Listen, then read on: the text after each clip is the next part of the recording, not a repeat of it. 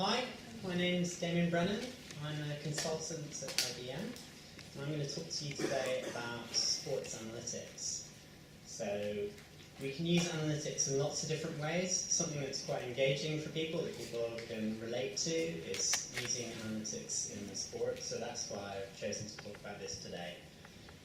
But the sort of things that you can see here, we can also translate into companies irrespective of the type of business that they're in, be that public sector, or be that a utility, or be that another type of organisation. So, why is sports analytics similar to lots of the sort of problems that businesses are facing? Well, something that's very different now compared to in the past is that people are much more engaged sort of socially, so people are using Twitter, people are using Facebook, people are online, they're using their mobile phones, everything's much more interconnected. And that's quite interesting for us as analytics consultants, because that's a very rich data source that we can get our hands on and use. And then we can combine that data with other data to try and get some interesting insights. And it's really important that businesses, irrespective of whether they're in sports or whether they're a bank or a telco or something like that, really takes advantage of all the data that they can get, because if they don't, they're really missing out on real opportunities. So, how have things changed in terms of engagement in sports, or how you engage with any type of business? Well, if we think about it, if we take, let's say, sports as an example, a few decades ago, if you're interested in a sports team, maybe it was your local town's football team, you'd probably turn up on a Saturday at 3 p.m. and watch the match, and the chanting in the crowd, maybe something in the weekly newspaper for your town. That would be your sort of way of engaging with what was going on.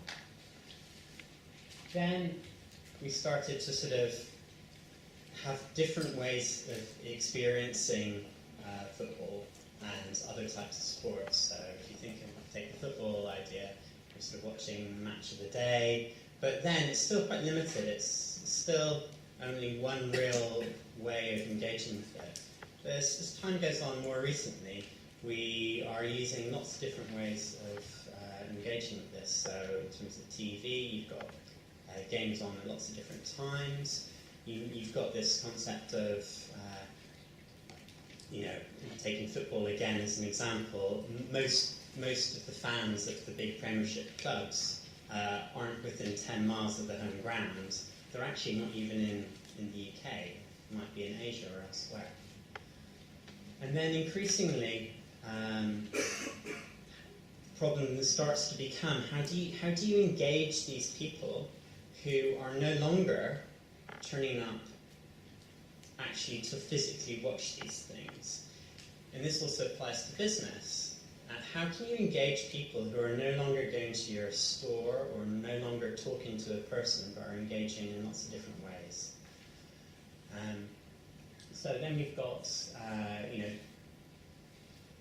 we've got sort of different things like Twitter, Facebook, social media, which we can use to engage with these people, and also realise that people are engaging with our product or our brand in lots of different ways.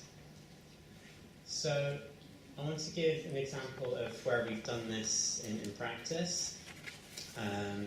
So trying to engage a different fan experience. So we've worked with Wimbledon for quite a number of years, and we've used, I think so 10 or 20 years ago, we started collecting data on every single match, every single point in every single match. And we've sort of been accumulating this data, and we've been using this to do some analytics on how people are playing, but also to, really, it's about engaging people in a different way. So rather than just watching something on TV, you might have a second screen, be it on an iPad, where you're able to see this sort of information. And where this sort of comes in the analytics side is what we're actually showing here is not necessarily sort of raw data. We're trying to do a bit of value add, trying a bit of catching people's imagination over on top of that. So here we've got Murray versus, goodness, I can't remember who he is. Well, whoever, this is the Wimbledon final. So you can see that the analytics were trying to see what each player needed to do in order to win that game. And the analytics were able to calculate beforehand what were the key things, key performance measures that each player needed to achieve. And what you can see is that that's in the middle. Murray keys to the match against Djokovic, keys to the match. You can see that Murray made or got closer to his than Djokovic did. And we could see that he was having a much better game as a result. So it's a different way of engaging with people. Another thing that we've done in this space is social media. So again, this is an example for sports, but we're doing this sort of stuff for all different sort of companies as well. So how can a company, or how can Wimbledon, in this case, analyse all the tweets that are going on, analyse what's happening out there, analyse how people are engaging with it. So you've got people who are actually looking at this information in real time and trying to sort of respond and do things about this. And more companies are doing this sort of thing.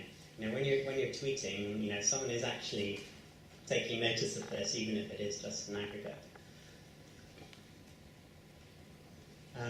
Another example that I want to give is something which we sort of kick-started in the UK, which is an engagement with the RFU. So they sort of manage Twickenham and are the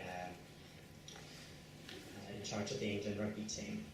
So their challenge was that their game, rugby, is quite a complex game, really. It's got, you know, some quite complicated scores. You know, it's difficult to get into if you don't know what the rules are. So they were trying to think about how they could sort of engage with customers a bit more.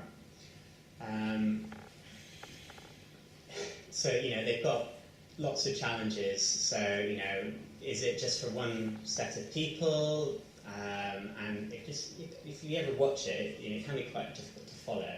So they wanted to be able to get access to these different types of people and try to educate them a little bit more, just to try and get their buy-in a little bit more, and, you know, hopefully get them interested. And for the first two sets of people, it's more about getting them interested, and then for the people who are already interested, it's sort of keeping them more interested as time goes by. So what we're doing with the RFU is we've got this Trytry Tracker. So the Wimbledon one was Slam Tracker, this is Trytry Tracker. So this is people in my team who've put this together. So again, we've captured data from all of the different matches that England have done over a number of years. So we've engaged with a third-party provider who's been capturing this data for quite a while. And we sort of crunched the numbers. So what does England have to do to beat a team like New Zealand? So we basically analysed all of the previous matches and tried to sort of see what types of behaviour, what types of play needed to happen in order for England to win. And can we also determine from what's been happening whether those events are associated with the team doing better, so scoring or doing worse. So we've been able to sort of put those together to create this momentum chart, which is just a visual indication based on data on which team is doing better at a particular time. And we're also able to come up with these sort of 3 keys to the match. So these are again calculated before each match, and this is done for all of the England matches. And it's what do they need to do in order to be able to win. So from a coaching perspective or from a pundit perspective, these are things you need to be watching out for during the match to know whether you're on track to doing well or not. And in this case, this is for, I think it was either, was it last weekend, New Zealand against England, but England were beaten but you can see here that these are the keys. So I guess if New Zealand won, you can see that the analytics in this case aren't right every time. Okay. But what it also does is it shows that sort of calculates who the man of the match is as well, again from the raw data. So you can see here, this is quite an interesting example in terms of the practicalities of actually doing this. So if I take a step back from what was actually done, what were we actually doing on the ground as consultants on this? So we were first of all having that initial discussion with the RFU, going, well, what's your business problem? And their business problem is, well, we need to get more fans and we need to engage with them. And then, so that was people like us, the sort of role that we're hoping that you'll apply for, we're doing. And then it's, well, we think if we build something like this, that will help. So it was then people like us building the analytical models that sat behind all of this and working with the developers to put together a web and an iPad interface to be able to look, these pretty visuals. So you can see the types of skills and the types of activities that you'll be doing. So it's not just a sort of hands-on looking at the data coding thing. It's also talking to the business, thinking about things from a business problem point of view, and then really thinking about things holistically. So I've talked a lot about sports analytics here, but actually this applies a lot to a lot of other types of organisational problems. So I actually wasn't personally involved in the sports analytics piece, but actually here are sort of 3 clients and 3 clients' problems that I was individually involved in. So I'm currently leading a project with the water supplier, looking at all of their data on pollutions and all of their sensor data they have out on their network to try and work out how we can reduce their pollutions and floodings. I've also looked at, for a telco, all of their mobile data over a large period of time for a large area, so we're talking about billions and billions and billions of records, to see if we can spot patterns which are useful for them. So in this case, drop calls, things like that. And another one that I was involved in was for a technology device firm. So if you think about it, these are technology devices. If you've got a console, that's a technology device. These days, all of these things are hooked up into the internet, and they're pumping data back about how you're using them. So it's really interesting to sort of mine that data to see what the sort of behaviours are, both from a marketing perspective, but also from a product development perspective. How can people create their products in a new way to engage people better? So hopefully you'll have some questions from me. I urge you to apply to the role. I've been there 5 years now and I've really enjoyed it. It's been very varied, lots of different clients, lots of different experience. A little bit less travel than the previous talker. I've mostly stayed within the UK, but there is obviously a travel element to this as well.